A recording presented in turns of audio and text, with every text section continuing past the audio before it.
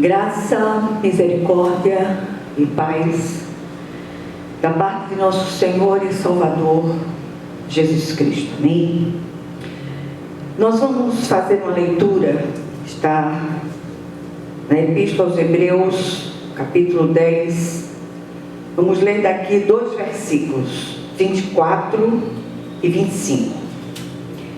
Hebreus 10, 24 e 25, diz assim a palavra do Senhor: consideremo-nos também uns aos outros, para nos estimularmos ao amor e às boas obras.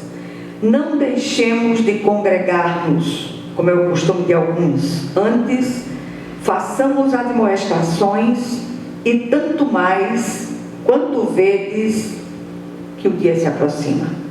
Amém? Vamos orar.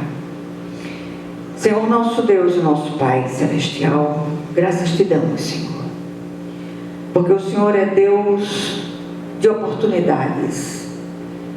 Que o Senhor, Ele abra os olhos espirituais de quantos têm deliberadamente se afastado dos teus santos e retos caminhos.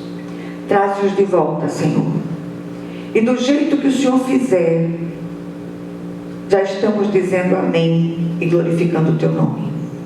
Não permita que se percam, em nome de Jesus Cristo. Amém. Meus amados, a palavra de hoje é uma santa convocação para que voltemos ao Senhor antes que seja tarde demais.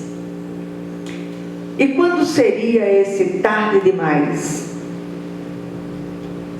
Depois de fecharmos os olhos nesta terra. Enquanto estivermos do lado de cada eternidade, estamos sendo visitados com essa oportunidade de Deus de nos voltarmos para Ele. Outro dia eu vi um artigo, acho que foi um artigo ou uma palavra, do reverendo Hernandes Dias Lopes, que falava da proliferação do entretenimento nas igrejas cristãs contemporâneas. E essa é uma tendência importada de outros guetos espirituais que têm adentrado as igrejas cristãs de uma forma bem preocupante. Até piadas têm sido veiculadas nas redes sociais sobre o tema. Mas não há nada de engraçado nisso, muito pelo contrário, a situação é trágica sob todos os aspectos. A igreja só é igreja de verdade quando os cristãos se reúnem em assembleia de maneira solene e responsiva para cultuar o Senhor. Os templos vazios não são igrejas de fato. Por outro lado, templos cheios de pessoas vazias de Deus, em busca de entretenimento, pode ser tudo, menos igreja. O autor de Hebreus, ele traz aqui para nós três chamadas que nos fazem parar para pensar. Primeira, o Senhor convoca, através do autor de Hebreus, os seus leitores a considerarem uns aos outros, estimulando-se mutuamente ao amor e às boas obras. Sentiu falta de alguém? Ligue, procure saber o que está acontecendo. O autor de Hebreus chama a atenção dos seus leitores para o incentivo recíproco da prática do amor e das boas obras. Ele ainda traz uma ordenança severa para que não deixem de se congregar, como já era costume de muitos lá atrás. O culto hoje hoje tem sido trocado por tudo e mais alguma coisa. Por novelas, jogos atrativos incontáveis, reuniões de amigos, enfim. Salvo em casos especiais, como enfermidades, por exemplo, nada pode nos roubar o precioso tempo da adoração em comunhão. É no corpo que nos fortalecemos uns aos outros. É no corpo reunido que as bênçãos do Senhor são ordenadas. E nós percebemos com muita tristeza no coração a tendência de abandonar a reunião solene, onde o único atrativo é a palavra de Deus, como tem que ser. E muitos têm procurado lugares que têm outros atrativos. São músicas, bandas, isso, aquilo outro.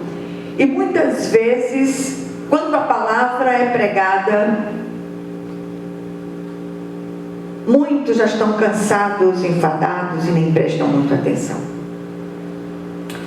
Ele ainda traz uma ordenança severa para que não nos deixemos de congregar, como já era o costume de muitos antigamente. E eu quero repetir mais uma vez: o culto muitas vezes tem sido trocado por tantas coisas, novelas, jogos atrativos, encontros, salvo em casos especiais como enfermidades. Nada pode nos roubar o precioso tempo da adoração em comunhão. É no corpo que nos fortalecemos uns aos outros. É no corpo reunido que as bênçãos do Senhor são ordenadas. A segunda coisa que o autor chama a nossa atenção é que ele é para que não deixemos de nos congregar como alguns naqueles dias já estavam fazendo. E isso tem se tornado uma prática quanto mais, especialmente em nosso tempo, de tantos atrativos. Tudo e nada tem roubado o tempo de estarmos na presença do Senhor. Somos chamados aqui a priorizar o tempo de culto. O autor de Hebreus ainda faz a sua exortação, lembrando aos seus leitores que o dia do Senhor se aproxima. E aí uma pergunta que não quer calar: onde seremos encontrados naquele dia glorioso? Qual a desculpa que daremos ao Senhor para a nossa negligência para com o seu corpo, a igreja? Em terceiro lugar, ele também convoca seus leitores a repreenderem os que assim estavam fazendo, porque o Senhor está às portas. E quero lembrar mais uma vez que o tempo para o Senhor funciona de um modo diferente do nosso. Então precisamos estar atentos. A igreja é o corpo vivo de Cristo sobre a terra. E entender essa verdade vital é, sobre todos os aspectos, saúde para o nosso espírito. A igreja é um organismo vivo, não há uma instituição humana ou não uma simples instituição humana ou uma construção de pedra e cal. Há uma tendência pós-moderna de substituir a junção dos cristãos ou sua comunhão por outros atrativos importados do mundo. Isso é sério demais. São palcos com luzes fosforescentes, são artistas do pop gospel que se apresentam muitas vezes com cachês altíssimos. São eventos cheios de novidades. É o mundo adentrando as igrejas locais. Para atrair os crentes? Não. crentes ou bodes, ovelhas ou bodes. Um antigo sermão de Charles Spurgeon, chamado Príncipe dos Pregadores, cujo título é Alimentar as ovelhas ou entreter os bodes. Que os bodes sumam e vão buscar entretenimento em outros lugares, não na casa do Senhor. Que fiquem as ovelhas, aquelas que verdadeiramente são ovelhas do Senhor.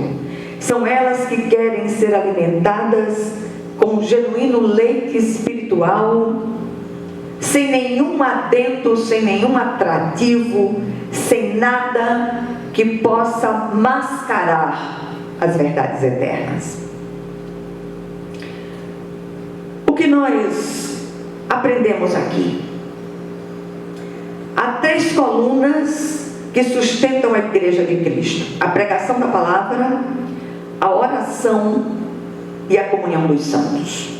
A igreja só é igreja de fato quando os santuários individuais se juntam para adorar em espírito e em verdade. Jesus disse: onde houver 2 ou 3 reunidos em meu nome, eu estarei no meio deles. Por outro lado, é no corpo, na comunhão dos santos, que as bênçãos do Senhor são ordenadas. Orar em comunhão e adorar em comunhão são práticas insubstituíveis. A igreja não é um museu de santos, mas um hospital de pecadores, convalescendo de uma doença mortal chamada pecado. Estamos unidos pelo vínculo da cruz de Cristo, sendo tratados até que amadureçamos. Crente maduro, Deus escolhe. Em segundo lugar, quando a palavra de Deus deixa de ser atrativo e as comunidades precisam recorrer a estratégias mundanas para atrair adeptos, tem alguma coisa errada nos depósitos espirituais daqueles que se dizem cristãos. Em terceiro lugar, é bom procurar onde estão os vazamentos e tratar de consertá-los antes que seja tarde e as vidas sofram enchentes de aflições. Sim, porque quando isso acontece, num instante, os templos ficam lotados de crentes fervorosos. Estamos vivendo um tempo dificílimo. A cada dia que passa, percebemos que a vinda do Senhor é iminente. Nós temos aqui uma pequena comunidade, muitos foram porque buscavam atrativos, e o único atrativo deste lugar é a santa palavra de Deus. Que o Senhor os abençoe e que ministre essa palavra de hoje aos seus corações, em nome de Jesus Cristo. E que a graça de nosso Senhor e Salvador Jesus Cristo, que o amor infinito de Deus, o nosso Pai Celestial, que a comunhão e as consolações do Divino Espírito Santo estejam com todos vocês e com todo o povo de Deus espalhado por toda a face da terra, desde agora e para todo o sempre. Amém, amém e amém. Que Deus os abençoe ricamente.